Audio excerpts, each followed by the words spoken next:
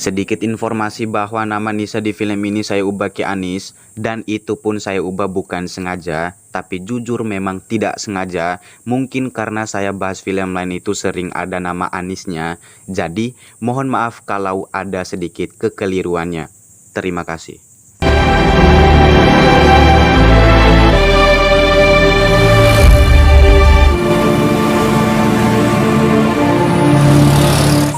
Berlatar di sebuah jalan, tepatnya depan kampus, kisah akan berfokus dengan memperlihatkan seorang perempuan bernama, kita panggil saja dia Nisa. Ini rarainya, di mana Nisa yang pada saat itu akan masukin mobil dalam kampus pun alih-alih ingin menabrak mobil di depannya, sempat memberikan perhitungan kepada si pemilik mobil. Nisa malah merasa bersalah karena parkiran tersebut adalah parkiran seorang dosen. Enggak usah. Gak apa-apa, gak apa-apa. Assalamualaikum. Usai masuk kampus, Nisa pun terkejut ketika mengetahui pria tadi adalah seorang dosen beneran. Dia bernama Pak Aris, atau kita panggil saja Aris. Aris sendiri adalah seorang mahasiswa yang dulunya pernah kuliah di luar negeri dengan jurusan kuliah sosiologi. Contohnya seperti ilmu yang mempelajari masyarakat, hubungan sosial, dan interaksi manusia. Sosiologi juga membahas perilaku sosial antar individu. Jadi tak heran jika apapun ilmu yang didapat sekaligus diberikan kepada muridnya, itu sudah tidak diragukan lagi. Pak. Setelah jam kuliah selesai, Nisa pun alih-alih menghampiri Aris dengan beralasan ingin meminta maaf soal sikapnya yang tadi agak sedikit tidak sopan, dan tanggapan Aris itu semua nggak masalah bagi dirinya. Siapa tadi lagi namanya? Oh, nama saya Anissa Nazafarin, Pak. 2 hari ketika masuk kuliah, Nisa pun terpaksa harus menerobos hujan deras. Lagi pula suasana di kampus sudah semakin gelap. Tepat saat si Nisa berlari keluar, datanglah si Aris membawa payung khusus buat si Nisa. Sehingga dari sinilah awal kedekatan mereka berdua. Yang karena hari ini adalah hari libur, Aris pun menyempatkan dirinya buat pergi ke rumah Nisa untuk memberikan kejutan bunga. Yang tepat ketika sudah sampai, Nisa langsung menyuruh adiknya bernama Rani agar menyambut kedatangan si Aris di luar karena dirinya harus menghangatkan kue buatannya. Tetapi Aku Rani, adiknya Mbak Nisa. Loh, mbakmu ada? Assalamualaikum. Ini bunganya bergetar, soalnya yang ngasih juga gemeteran. iya, dari kejadian barusan, Anis pun cepat-cepat mengobati tangan si Aris yang terkena sedikit panasnya kue barusan. Namun bagi Aris bukan apa-apa dibandingkan dengan rasa kue buatan si Anis yang sangat-sangat enak sekali. Sehingga si Aris pun menyuruh si Anis agar buka saja usaha legi roti. Takut ngeganggu kuliah. Nanti aku bantu. Serius, aku tuh suka sama sosok perempuan. Tak hanya itu, Aris juga membawa Nisa ke rumahnya, bahkan memperkenalkan Anis kepada kakaknya, di mana si kakak juga menceritakan kepada Anis bahwa ibu dan bapak mereka sudah lama meninggal dunia. Dan soal Aris sendiri, si kakak mengatakan kalau Aris dari kecil adalah sosok pria yang mandiri, sehingga apapun yang ia inginkan, ia pasti berusaha untuk mendapatkannya. Bu, saya 1 minggu setelah dekat-dekatan, Aris pun memberanikan dirinya pergi menghampiri ibu dari si Anis untuk meminta doa restu. Karena malam ini ia benar-benar sudah siap akan melamar si Anis, anaknya. Ibu pasti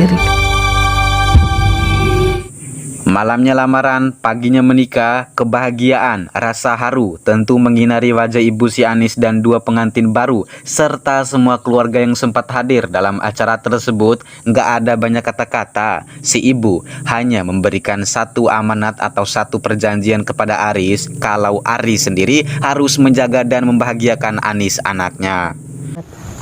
Allahus samad. Ini bukan Bertahun-tahun pun sudah berlalu, kini Aris dan Anis sudah diberkati oleh seorang anak perempuan bernama Raya. Namun di tengah mengajar Raya mengaji, tiba-tiba ditelepon oleh ibunya di kampung yang ingin menyuruh Anis mengizinkan Rani adiknya tinggal bersama mereka sekalian kuliah di sana. Bukannya tak mau nyewa kos, tapi si ibu takut jika Rani keluar malam-malam. Tentu saja dari saran si ibu membuat Anis kepikiran, meskipun si ibu sempat mengatakan tidak jadi. Masmu piye kabare? Waalaikumsalam. Tepat pada jam 10 malam dan Aris sudah pulang dari kampus, Anis langsung memberitahu kepada Aris soal si ibu menyuruh Rani tinggal bersama mereka. Mendengar keputusan tersebut, Aris sama sekali tidak masalah kalau adiknya tinggal di sini karena si Rani juga sangat akrab dengan Raya anak mereka. Kamunya jadi repot nggak kalau dia tinggal di sini? Kamu tuh suami yang paling baik. Aku tuh bersyukur punya kamu. Ketika keputusan semalam sama-sama setuju, mereka berdua pun langsung menjemput Rani di kampung dan membawa Rani untuk tinggal bersama mereka. Tepat saat mereka sudah pulang, Anis pun alih-alih memperlihatkan kamar Rani khusus buat si Rani sendiri. Bahkan Anis juga memperlihatkan kamar mandi khusus buat si Rani juga. Jadi tak heran jika ini semua adalah awal dari kebahagiaan dari Rani seorang diri. Sama-sama. Ya Allah, Mbak. Gimana? Suka? Bagus banget kamarnya, aku suka. Tantari. Cuma macem-macem, Dek. Awas kamu. Iya, Mbakku. Di pagi harinya Rani harus cepat berangkat ke kampus karena hari ini adalah hari pertama perkenalan diri dan hari pertama pendaftaran diri. Tak ada taksi buat nyewa dan naik, Anis langsung menyuruh Rani agar barengan aja sama Mas Aris. Aku sama Mas Aris tok, Mbak.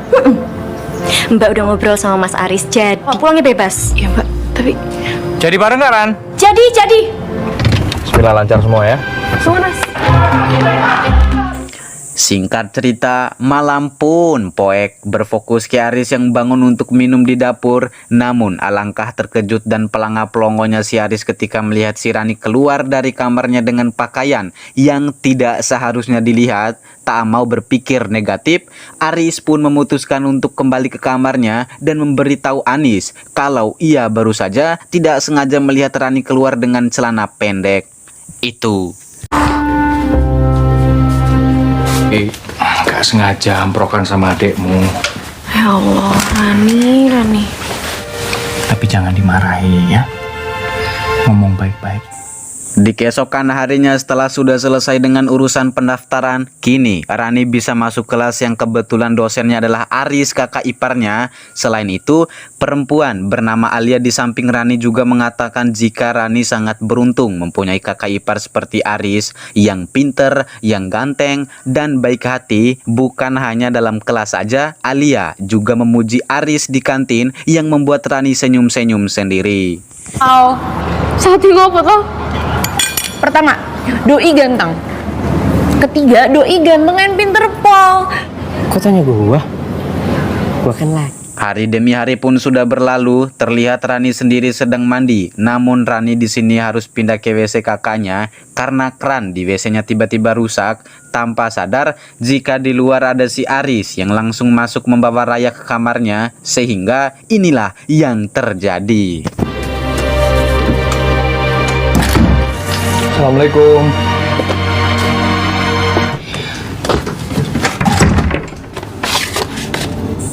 Iya, untuk yang kedua kalinya Rani melakukan kesalahan yang sama dan kali ini nafsu setan dari Aris pun sangat-sangat begitu membara. Tak perlu dijelaskan lagi, dari wajahnya saja Aris sudah jelas-jelas berdiri bahkan ingin menghampiri Rani ke dalam kamarnya. Namun itu semua untung saja terhentikan saat tiba-tiba datang si Anis di rumah tersebut. Aku balik kampus ya. Ada kuliah jam 2. Yes. Ya. Mas. Singkat waktu, tepat di sebuah perpustakaan kampus, kita pun akan melihat si Rani yang keliling-keliling mencari buku buat belajar. Tapi siapa sangka, lampu di perpus tersebut seketika mati total dan...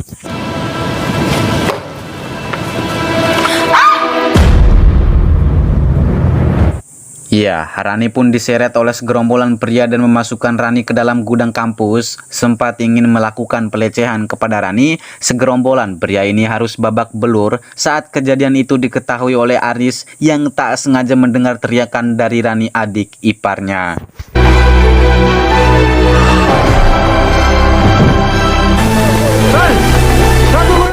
Akibat shock dengan apa yang sudah terjadi barusan, Rani pun berlari keluar sambil menangis. Tak mau Rani demam masuk rumah sakit karena hujan, Aris pun cepat membawa Rani masuk ke mobilnya.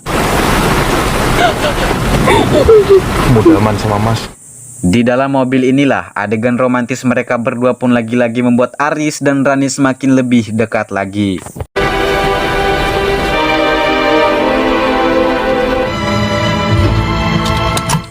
Setelah dah sampai rumah, Rani yang masih shock pun langsung ke kamarnya. Belum lagi Ani sendiri semakin dibuat panik saat si Aris sendiri mengatakan jika adiknya tadi dilecehkan oleh segerombolan pria. Itu aja ada kamu.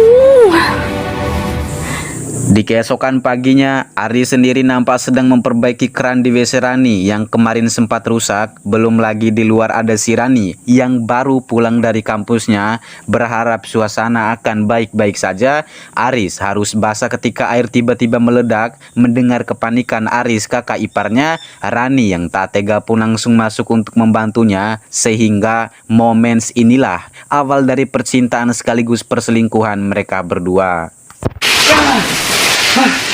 Udah benerin keran keluarga.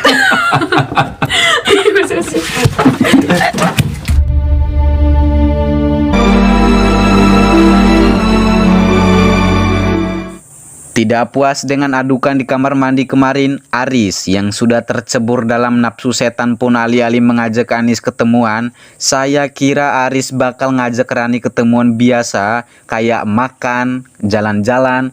Ternyata siapa sangka Aris membawa Rani pergi ke hotel untuk melakukan check-in. Mau? Kita pulang aja. Kita pulang ya. Aku mau, Mas. Sempat terdiam kaku setelah si Rani bicara soal ngapain di hotel. Sebenarnya kejadian ini boleh dibilang gagal kalau Rani sendiri mengatakan gak mau. Tapi yang karena rasa cinta sudah terlanjur menusuk hatinya, Rani langsung mau ketika Aris memberikan pertanyaan mau pulang atau tidak. Sehingga terjadilah perbuatan yang sangat membagongkan.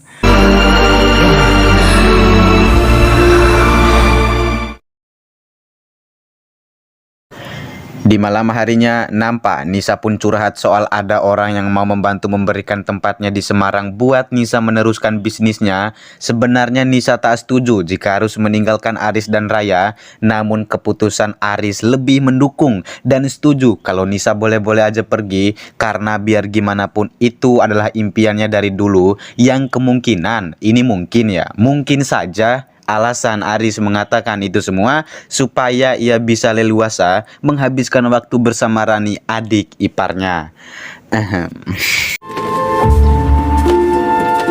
Singkat cerita, di malam harinya saat si Aris berhasil menidurkan Raya anaknya, ia pun cepat-cepat menghampiri Rani langsung di kamarnya. Hari demi hari pun terus berjalan dan Nisa di setiap minggunya pasti kembali walaupun cuma sebentar. Dan seiring berjalannya waktu, perselingkuhan, percintaan antara Aris dan Rani itu sama sekali tidak dicurigai oleh Nisa sendiri. Udah cepetan ambil.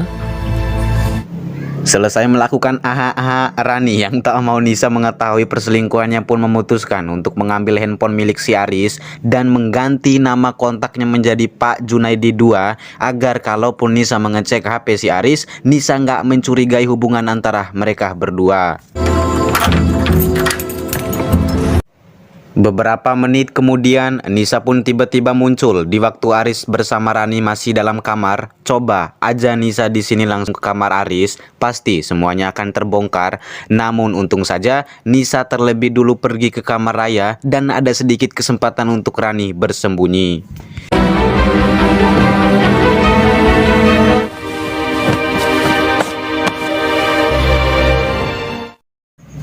Di keesokan paginya, Aris bersama Nisa pun mengadakan sebuah acara sebelum malam takbiran dan mengundang semua tetangga termasuk ibunya di kampung. Tepat saat si Rani menatap si Aris sambil senyum-senyum sendiri, dari situlah si ibu yang melihatnya pun merasa akan ada bencana besar yang terjadi dalam rumah tangga Nisa, anaknya. Rani nyuwun pamit ya, Bu.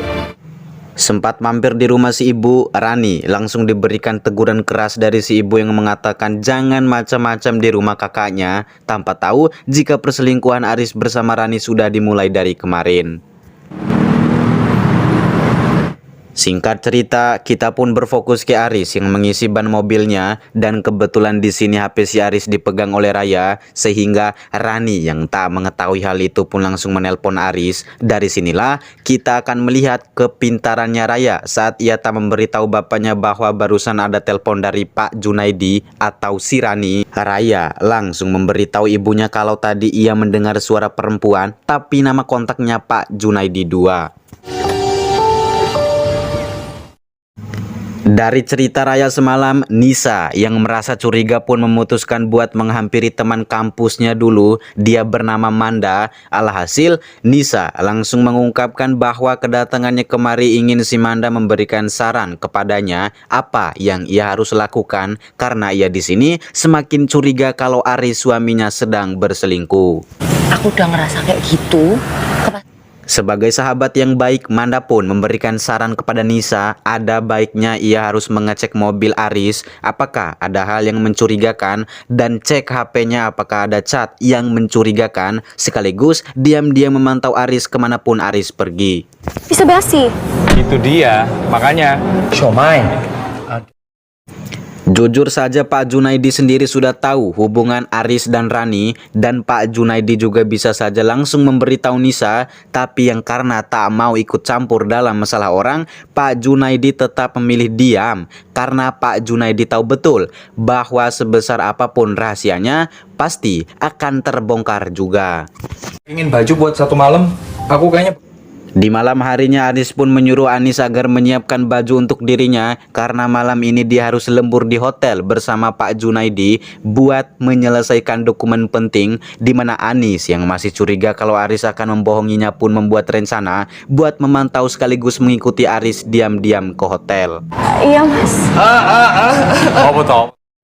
Sampainya di hotel bahkan sempat menanyakan kepada pelayan hotel apakah suaminya benar nginap di hotel ini bersama Pak Junaidi. Tak lama kemudian muncullah Aris dengan Pak Junaidi. Tak mau kedatangan istrinya sia-sia, Aris pun membawa Nisa makan di luar dan meminta maaf atas semua perilakunya beberapa hari ini agak sedikit berubah, karena ia benar-benar banyak beban pikiran tentang pekerjaannya, sehingga dari semua cerita yang Aris ceritakan membuat Nisa menangis sambil memohon maaf kalau akhir-akhir ini ia telah berburuk sangka. Maafin aku, Mas. Aku udah susun sama kamu. Kamu tuh emang ya. Ya, begitulah. Asal kalian tahu, soal Aris yang mengajak Pak Junaidi mengerjakan dokumen penting di hotel itu ternyata adalah rencana Rani sendiri guna untuk mematahkan rasa curiga dari si Anis, supaya percintaan serta perselingkuhan mereka berdua aman dan tetap baik-baik saja. Kasus ini loh. Di sebuah kampus, Pak Junaidi yang melihat Aris pun menyempatkan dirinya untuk memberikan teguran keras mengenai rumah tangga ia dan Nisa, bahwa jangan sesekali melakukan perselingkuhan, karena itu semua akan menjadi awal dari kehancuran. Itu kerusakan, pertengkaran, kehancuran. Jangan sampai ipar jadi mau. Di sisi lain, kita pun kembali lagi ke Anis yang berada di sebuah jalan, dan Anis juga menelpon Rani kalau ia bertemu dengan Mas Aris, suruh Mas Aris telepon balik dirinya, tanpa sadar jika mereka berdua telah melakukan check-in lagi di hotel tersebut. Kata Mbak suruh telepon tuh penting. Alhasil Aris pun menelpon Nisa, di mana Nisa menyuruh Aris agar membantunya untuk menjemput Raya karena jalan tidak bisa dilewati akibat ada kecelakaan. Aris beralasan kalau ia masih ada jam kuliah, dan Anis sendiri menyuruh Aris lanjutkan saja biar ia menyuruh Manda saja, tetapi Ya, kamu tuh sama Mbak Nisa selalu bilang I love you. Giliran sama aku gak pernah. I love you, Raniku sayang. Oh my god, dari sinilah perselingkuhan juga kisah cinta mereka berdua pun terbongkar ketika Aris salah mengetik tombol buat matikan panggilan telepon sehingga Nisa dapat mendengarkan semua suara candaan dan semua kata-kata romantis yang keluar dari mulut Aris kepada adik kandungnya yaitu Rani. Sambil menangis meneteskan air mata, Nisa pun memutuskan buat merekam sebagai bukti ketika sampai di rumah nanti. Wek. Kamu ngomong apa sih? Hebat kamu, Mas. Ketika Aris sudah pulang, Nisa pun terdiam saat Aris menanyakan ada apa. Tak tahan dengan sakit hati yang ia rasakan, Nisa langsung memutar suara rekaman ia bersama Rani. Nggak bisa dijelaskan lagi betapa malunya Aris saat ia mendengarkan rekaman tersebut. Saking sakitnya hati Nisa di sini, ia melempar semua isi rumah sampai-sampai si Aris yang mencoba menahannya pun terjatuh. Meskipun saya laki-laki, saya tahu persis apa yang dirasakan oleh si Nisa saat ini. Apalagi perempuan selingkuhannya itu adalah adik sedarah dengan dirinya.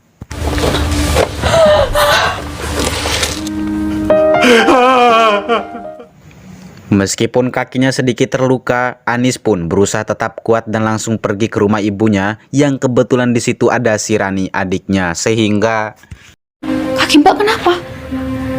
Kali kamu ngelakuin itu! Jangan batalin pernikahan aku terus kamu udah kamu yang paling sakit! Ya gak tau malu! iya, Nisa dan Rani pun berantem, dimana si ibu yang melihat itu semua pun merasa tak menyangka dengan Rani anaknya. Bahkan dugaannya selama ini ternyata benar, yang karena umur semakin tua, ditambah lagi masalah rumah tangga anaknya yang rusak, si ibu pun langsung pingsan dan cepat dilarikan ke rumah sakit saat itu juga.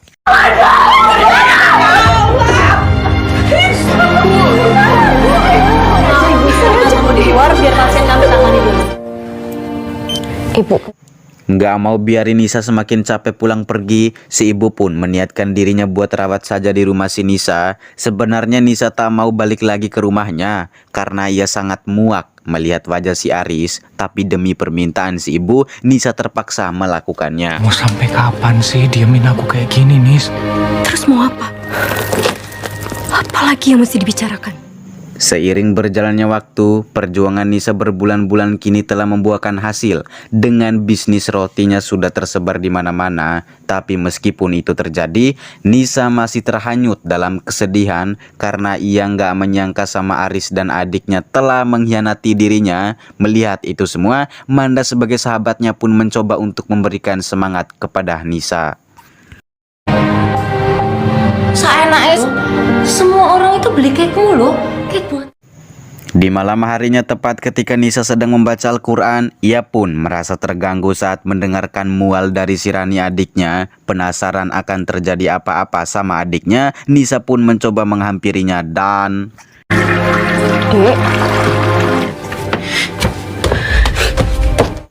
Iya, Nisa pun semakin sakit hati dan merasa sangat-sangat terpukul ketika mengetahui bahwa mual dari Rani barusan itu adalah awal dari kehamilannya. Menyesal dengan semua perbuatannya, Rani hanya bisa memohon maaf kepada kakaknya, sedangkan Aris hanya bisa menangis atas semua penyesalannya.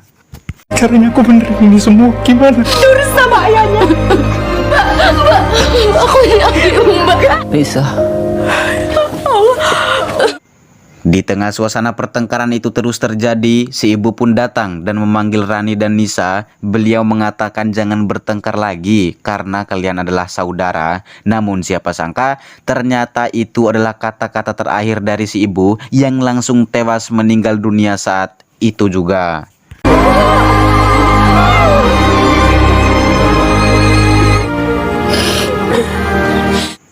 Lalu setelah itu film pun sudah berakhir. Katanya mereka bertiga ini saling mengurus hidupnya masing-masing guys, atau berpisah satu sama lain.